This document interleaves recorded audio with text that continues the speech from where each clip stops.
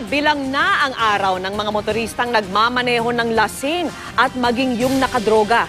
Pinirmahan na kasi ni Pangulong Aquino ang batas na nagpapataw ng parusa sa mga ganitong gawain. At ang may akda po ng bagong batas na yan, walang iba, kundi si dating Pangulong Gloria Arroyo. Nakatutok si Teresa Andrada. Ilan lang ang mga ito sa madudugong disgrasyang nagaganap sa mga lansangan sa Magdamag. Isa sa mga salarin, mga lasing na driver.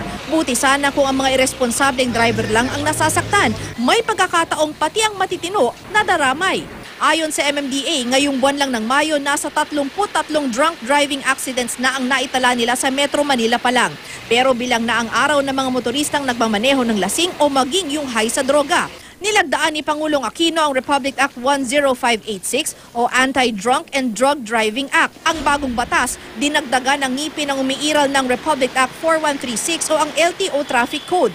At kung dati multa lang ang parusa, may kulong ng kasama ngayon kapag nahuli kang nagmamaneho ng lasing o kaya'y nakadroga kahit pa wala kang ibang nasaktan.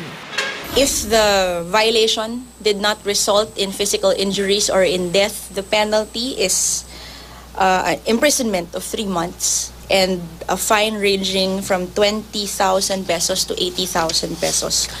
The fines get heavier if the violation results in physical injury.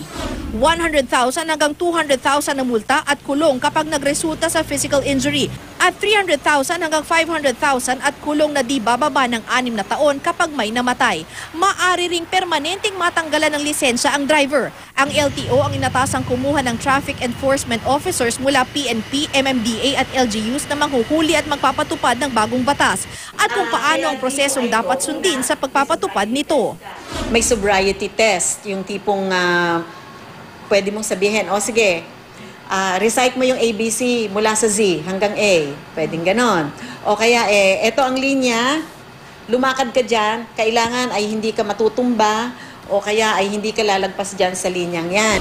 Pag bumagsak sa sobriety test, gagamit na ng breathalyzer para ma-check ang blood alcohol content o BAC. Kaya bibigyan daw ng sapat na panahon ng LTO at PNP para makabili ng breathalyzer at sumailalim sa training ang enforcers.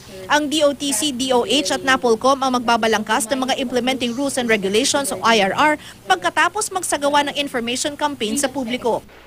Karamihan sa mga motorista na aming nakausap, pabor sa bagong batas.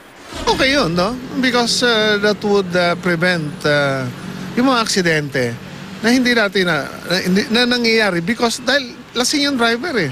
Sa totoo lang, pwede ka kasing yung makaka-aksidente mo, may mapiperwisyo kang buhay. So, hindi nababayaran yun ng pere.